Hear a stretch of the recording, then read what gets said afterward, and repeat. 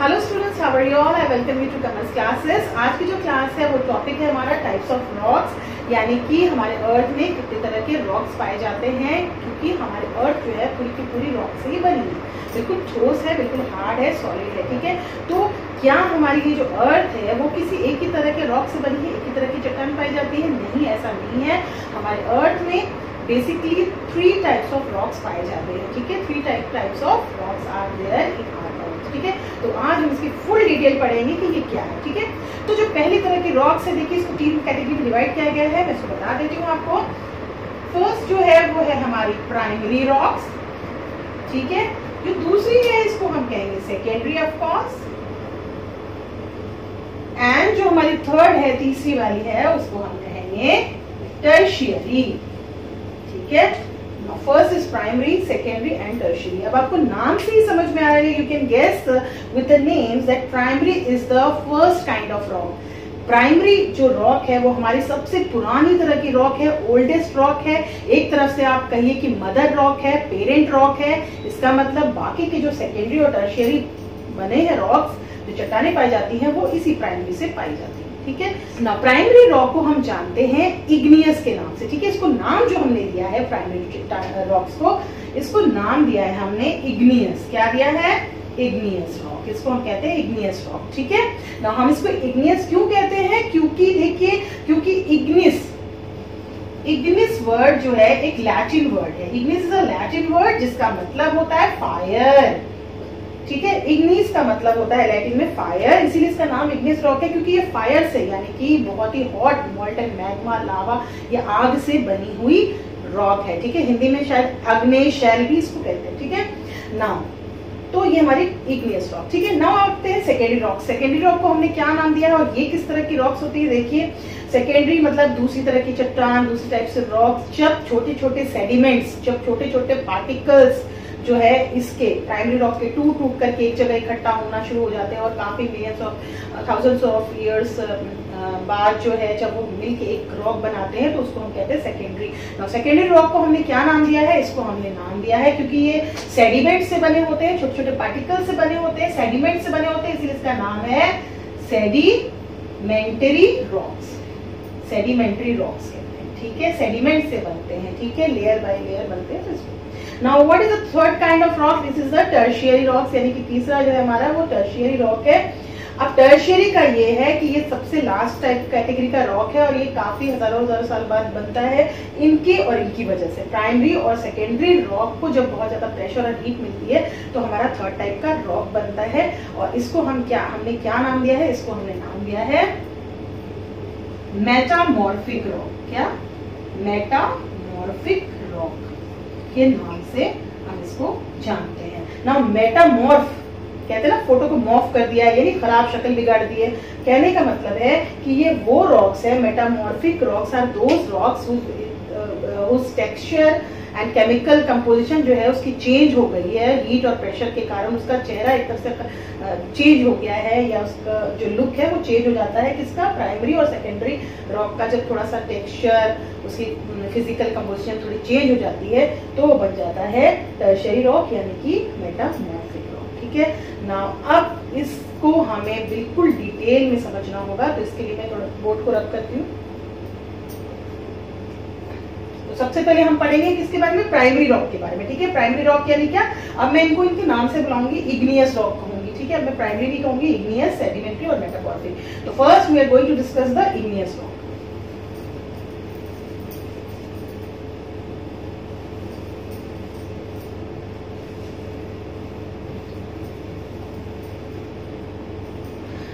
ठीक है, हम डिस्कस कर रहे हैं इग्नियस रॉक। तो इग्नियस रॉक का मतलब मैंने आपको बता दिया है, it means that it is made up of fire.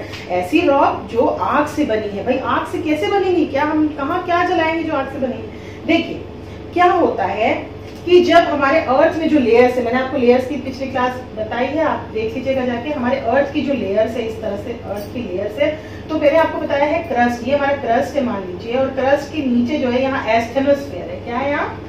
Asthenosphere मैंने आपको बताया था,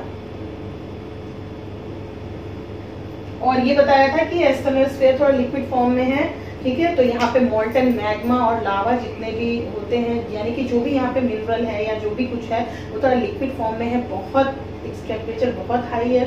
और यही क्या होता है जब वॉल्केनिक एरप्शन होता है, यानी कि ज्वालामुखी जब फूटते हैं, तो यही एस्ट्रोनोस्फेयर से ही लिक्विड जो है, ये लिक्विड बाहर की तरफ आ जाते हैं, इस तरह से, है ना, बाहर आ जाते हैं। बिल्कुल ये कैसे दिखते हैं ज्वालामुखी जब अर्थक्वेक वॉल्केनोज एरप्शन होते हैं, तो बिल्कुल हॉट मोल्टन मैग्मा लावा बिल्कुल एकदम गर्म बाहर निकलता है, ठीक है। तो जब ये हॉट मोल्टन मैग्मा बाहर निकलता है दैट टाइम तो इसकी हीट बहुत ज्यादा होती है, लेकिन काफी सालों बाद जब ये धीरे धीरे एटमॉस्फेयर के कांटेक्ट में ठंडा होना शुरू होता है तो वो जम जाता है, सॉलिडिफिकेशन हो जाता है, यानी सॉलिडिफाई हो जाता है, और उससे ही बनता है हमारा इग्नियस रॉक। यही है हमारा इग्नियस रॉक, ठीक है।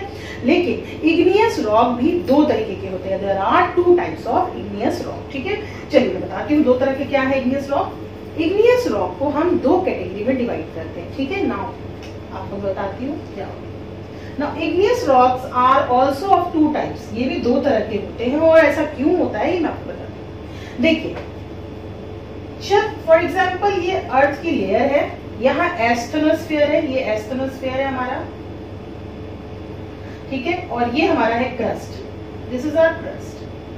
और एस्ट्रोनोस्फेयर से यहाँ पे जब प्रेशर, हीट, गर्मी और प्रेशर बहुत बढ़ जाता है तो इसको कहीं ना कहीं अपना प्रेशर रिलीज करना जरूरी होता है। तो क्या होता है, यहाँ से हॉट मोल्टन मैग्मा ऊपर की तरफ आता है और बाहर क्रस्ट में इस तरह से बाहर फैल जाता है, निकल जाता है। आपने ज्वालामुखी देखा ही होगा, ठीक है, वॉल्केनिक एरप्शन देखा होगा, ठीक है। तो इस तरह से बाहर आ जाता है। अब जब ये बाहर आ जाता है, क्योंकि ये बाहर आ जाता है तो ये एटमॉस्फेयर के कांटेक्ट में आ जाता है, किसके, एटमॉस्फेयर के कांटेक्ट, ये हवा के कांटेक्ट में ये बाहर आ जाता है, ठीक है। तो जब ये हॉट मोल्टन मैग्मा एटमॉस्फेयर के कांटेक्ट में आता है, ये तो थोड़ा जल्दी ठंडा होता है, इसकी जो इसकी ठंडा होना जो शुरू होता है इसको थोड़ा जल्दी होता है। अब ऐसा नहीं है कि 2 दिन में ठंडा हो जाएगा, ऐसा नहीं है, बहुत साल लगते हैं।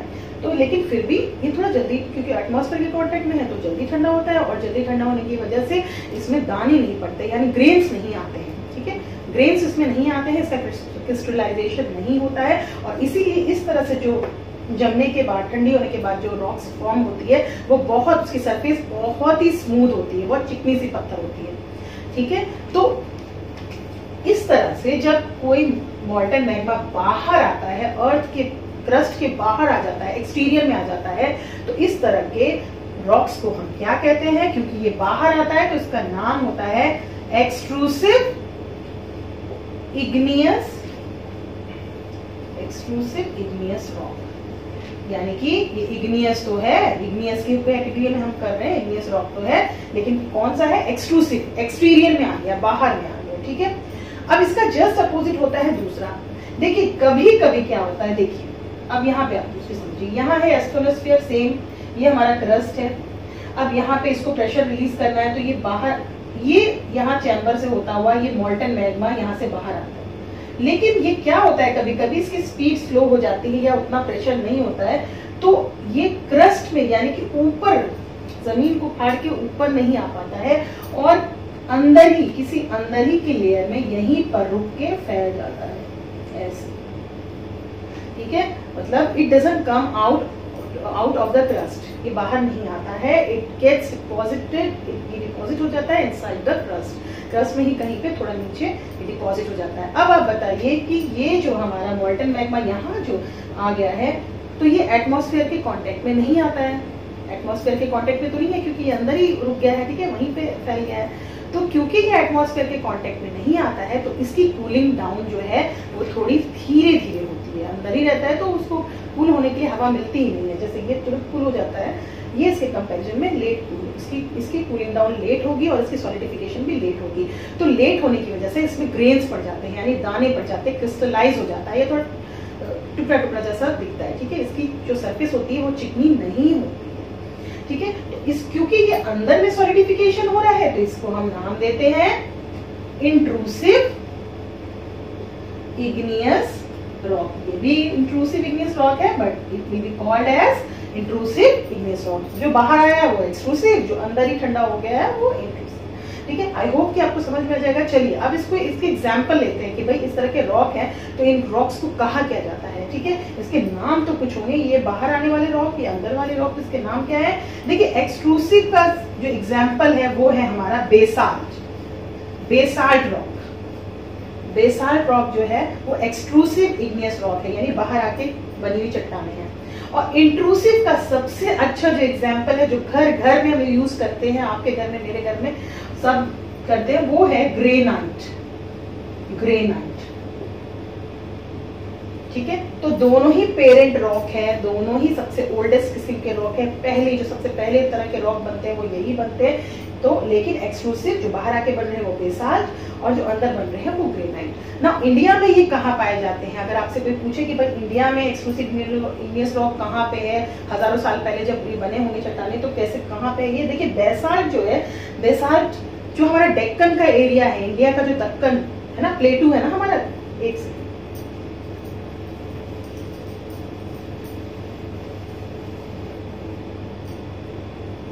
तो हमारा इंडिया का जो यहाँ पे जो पार्ट है, ठीक है, यहाँ पे तो ये ट्रायंगुलर शेप में क्या है, हमारा डेक्कन है, प्लेटू है हमारा डेक्कन प्लेटू। तो हमारा डेक्कन प्लेटू जो है, जो जहाँ पे महाराष्ट्र है, गोवा है, तो मध्य प्रदेश बीच का जो एरिया है, वो प्लेटू जो है हमारा पूरा का पूरा बेसाल्ट चट्टान से ही बना है, बेसाल्ट रॉक से ही बना है।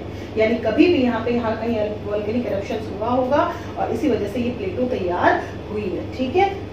चलिए नाउ क्या होता है कि यहाँ पे क्या हुआ होगा, ये इस तरह से वोल्केनिक इरप्शंस हुआ होगा, ठीक है। अब वोल्केनिक इरप्शंस इस तरह से हुआ होगा क्योंकि ये बाहर आई होगी मोल्टन मैग्मा, ठीक है। एक सेकेंड में फिर से ड्रॉ कर देती हूँ। देखिए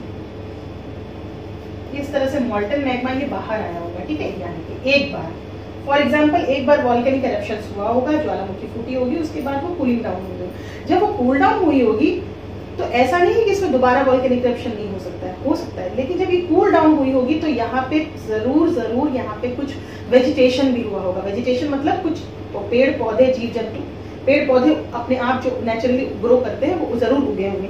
तो यहाँ पे कुछ ग्रो वेजिटेशन भी होगा, अभी बहुत मतलब जो भी है, ठीक है। यहाँ पे कुछ पेड़ पौधे जो नेचुरली जो उगते हैं वेजिटेशन, वो भी हुए होंगे, ठीक है। लेकिन हो सकता है इसके बाद फिर से इसके ऊपर फिर से ज्वालामुखी यानी कि वोल्केनिक इरप्शन फिर हुआ हो, ऐसा हो सकता है, ठीक है। और फिर ये कूलिंग डाउन हुआ हो, ये कूल डाउन हुआ हो, और फिर यहाँ कूल डाउन होने के बाद दोबारा वेजिटेशन यानी पेड़ पौधे जरूर यहाँ उग गए होंगे कूलिंग डाउन होने के बाद, और फिर हो सकता है फिर वोल्केनिक इरप्शन हुआ हो इस तरह से। तो देखिए ये जो है ये एक ऐसा लगता है कि जैसे दो यहाँ पे जो इग्नियस रॉक बना है, जो हमारा बेसाल्ट की जो चट्टानें बनी है वो, फिर उसके बाद बीच में जो है कुछ वेजिटेशन जो है बीच में आ गए हैं, ट्रैप जैसा हो गया, और यहाँ पे फिर चट्टानें बनी हो, फिर ये ट्रैप जैसा आ गया। इसीलिए इसको कहा जाता है ट्रैप। क्या कहा जाता है? ट्रैप। इसीलिए हम डेक्कन प्लेटो को डेक्कन ट्रैप्स भी कहते हैं, ट्रैप, ठीक है। जब दो लेयर्स के बीच में वेजिटेशन इस तरह से कुछ हुआ होगा तो इसीलिए हम डेक्कन प्लेटो को डेक्कन ट्रैप्स भी कहते हैं। आइए अब बात कर लेते हैं इंट्रूसिव की। इंट्रूसिव का एग्जाम्पल मैंने आपको बताया ग्रेनाइट। इस तरह से जो अंदर ठंडी होती है रॉक्स, वो बनती है ग्रेनाइट, और इसमें दाने दाने होते हैं, इसमें ग्रेन्स पड़ते हैं, ठीक है। और यहाँ पे वेजिटेशन वगैरह का कोई सवाल ही नहीं है क्योंकि ये अर्थ के अंदर बनते हैं, ठीक है। तो ग्रेनाइट इज द एग्जाम्पल। ना ग्रेनाइट भी आपको मालूम है बहुत इंडिया में कई जगह पाए जाते हैं, राजस्थान, मध्य प्रदेश, ठीक है, तेलंगाना वगैरह में सब जगह ग्रेनाइट तो हमें मिलते ही है, ठीक है। तो इग्नियस रॉक मुझे लगता है आपको समझ में आ गया होगा। तो इसकी खास बात ये है कि यहाँ पे एक तो दोनों तरह की इग्नियस रॉक में लेयर्स, किसी तरह की कोई लेयर नहीं होती है, नो लेयर नहीं बनी होती है। और दूसरी फॉसिल्स यानी कुछ मरे हुए जीव जंतु या पुराने कुछ फॉसिल्स जो है वो भी नहीं होते हैं, दोनों ही नहीं मिलते हैं, ना किसी तरह के पुराने जीव जंतु ना लेयर्स फॉर्म होती है। ये जो होती है इसको ट्रैप कहते हैं, इसको लेयर नहीं कहते, ठीक है। आई होप सो कि आपको इग्नियस रॉक समझ में आ गया होगा। पढ़ते हैं आगे। अब बात कर लेते हैं सेडिमेंट्री रॉक्स। सेडिमेंट्री रॉक्स को मैंने आपको बताया, ये बना ही देखिए, इसका जो वर्ड है इसी को देखिए, इससे आपको समझ में आएगा। सेडिमेंट्स, सेडिमेंट्स मतलब क्या है, छोटे छोटे पार्टिकल्स, ठीक है, छोटे छोटे स्मॉल पार्टिकल्स, ठीक है ना। ये बनते कैसे हैं, तो ये ऑफकोर्स अपने पेरेंट रॉक से ही बनेंगे। अब हमारा पेरेंट रॉक क्या है, इग्नियस रॉक है, ठीक है, वहां से स्टार्ट करते हैं। तो हमने क्या समझा है कि फॉर एग्जाम्पल ये है हमारा अर्थ की लेयर, और यहाँ से हॉट मोल्टन मैग्मा बाहर आया और यहाँ पे डिपॉजिट हो गया। डिपॉजिट होने के बाद it cool down, it came into the contact of the atmosphere and gradually it cool down, ये कूलिंग डाउन हो गया। और कूल डाउन होने के बाद इट बिकेम अ सॉलिड, एकदम सॉलिड हो गया, एकदम ठोस हो गया, ठीक है ना। अब बताइए कोई भी चीज आप कोई भी एक सामान धूप में रख दीजिए, ठीक है, आप कोई भी सामान, कोई भी घर का सामान जो है वो धूप में रख दीजिए, ठीक है, सालों साल तक रख दीजिए, क्या वो खराब नहीं होगी, उसकी वीदरिंग नहीं होगी या उसमें कुछ चेंज नहीं आएगा? ऑफकोर्स आएगा, उसका रंग उड़ जाएगा, वो बिल्कुल कमजोर हो जाएगा, है ना, वो जो भी आप रखेंगे वो, ठीक है, वीक हो जाएगा और उसकी कलर ये हो जाएगा, वीदरिंग हो जाएगी, ठीक है, टॉन हो जाएगा। तो ऑफकोर्स तो इन चट्टानों के साथ ये जो इग्नियस रॉक है इसके साथ भी ऐसे ही होता है। देखिए क्या होता है, अब सनलाइट इस पर पड़ रही होती है, सनलाइट कंटिन्यूसली, क्योंकि बाहर आ चुके हैं तो सनलाइट कंटिन्यूसली पड़ रही है। दूसरी बात बारिश हो रही है, और तीसरी बात की विंड भी, हवाएं भी चल रही हैं ऑफकोर्स, ठीक है। तो तीनों की वजह से वीदरिंग होती है। वीदरिंग मतलब एक तरह से कटना छटना या उसका टूटना बिखरना किसी चीज का, ठीक है, एक तरह से वीदरिंग होती है, ठीक है।